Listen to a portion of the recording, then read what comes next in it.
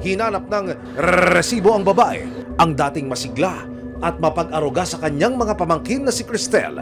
Ngayon, nakaratay na lamang sa kanyang higaan. Sumakit yung likod ko, tapos bumababa siya ng sakit. Pero nawawala. Tapos nag-stay siya nung dito na sa balakang ko. Bubuo siya ng sumakit doon. Tapos, konti-konti siya napapansin ko. Pag tumatayo ako, nahihirapan ako. Nang maghanap ng posibleng lunas online, nakita raw ni Cristel ang page ng isang manghihilot sa Rizal. Marami naman siyang client na satisfied daw. Pagka pumunta naman kami doon kasi binigyan din naman ako ng pera ng kapatid ko. Pero pagdating sa manghihilot, kakaiba raw at medyo nakakapagtaka ang kanyang nakita. Nagulat pa nga ako sa kanya nung pagdating niya doon, nagsisigaw. May napaniginipan daw siya, bagong technique. Pinakitaan na naman daw siya ni Mama Mary ata. Lalong tumaas ang kilay ni Cristel nang malaman na ang bagong teknik na napanaginipan daw ng manghihilot sa kanya pala unang gagamitin. Kinakapa naman niya, tapos susulat siyang pentel pen. Hanggang, ang sakit na nga ng likod ko, kakaano niya ng pentel pen. Tapos, pag niya nakapa niya, ito, apakan niyo. Ganyan. Ang sakit. Nang puntahan ng resibo, ang nirereklamong manghihilot, nagpakilala siya bilang si Anthony Cram. Isa raw siyang bata ni Lord. Ipinakita niya sa amin ang treatment na ginawa niya kay Cristel. So, ang ginagawa namin dyan, ito, di ba kunwari ito, 3 unan yan, binababad namin. Kunwari, may tama ka sa spine, dito sa may lower back. Nilalagyan namin yan ng ganyan, tapos binababad namin ng ganyan. Yan! Para yung mga na-deform na spine, bumalik lang siya ng kusa. Ngayon, from that point, tinutulak namin dati ng paa. Kasi noon, akala ko kasi dati, okay yun. Ngayon, noon tong technique na to. Uulitin ko, noon to ha. From that point, tinutulak namin ng paganto yan, National TV to ha. Para walang dayaan.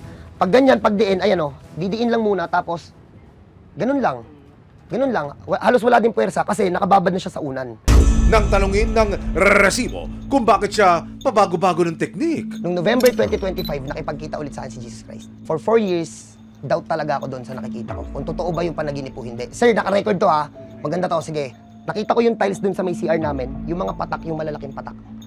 Nagsimula siyang umusok. Tiningnan ko lang, akala ko galing lang siya sa heater. Hanggang sa kumapal yung usok ng bigla. Pagkapal ng usok, hindi ko siya masabi kung nahimatay ba ako or what, or nawalan ako ng malay. Doon naglabasan yung mga bagong teknik. Aminado si Anthony na mahirap siyang paniwalaan pero saksi raw ang kanyang mga napapagaling na customer na totoong may himala. Kanina mabigat. Ayan, sige tayo, pakita mga tayo. Sulit naman, sulit. Oo, sulit naman. Nagkaroon to ng calling. Hindi ko talaga siya ginawa lang ng trip lang. Nakakapaghilot ako ng walang MRI, saka walang X-ray kasi nakikita ko yung mga nasa loob. Depensa rin niya sa mga nagrereklamo sa kanya. Bago sila umalis dito, okay yan lahat. Lahat yan nakakalakad. Ang naging problema, binibili namin lahat ng mga bawal. Paglabas lang ng hilutan namin, hindi namin nababantayan kung sumunod o hindi. Si Cristel naman, hanggang ngayon masama pa rin ang loob sa ginawa sa kanya. Ang sakit, pero tinitiis. Kasi gusto mong bumalik. Titiisin. Hindi, ito lang yung sa kanya lang talaga eh. Nung nakaraan, okay pa ako, nakakaligo ako, nakakain ako, nakaupo.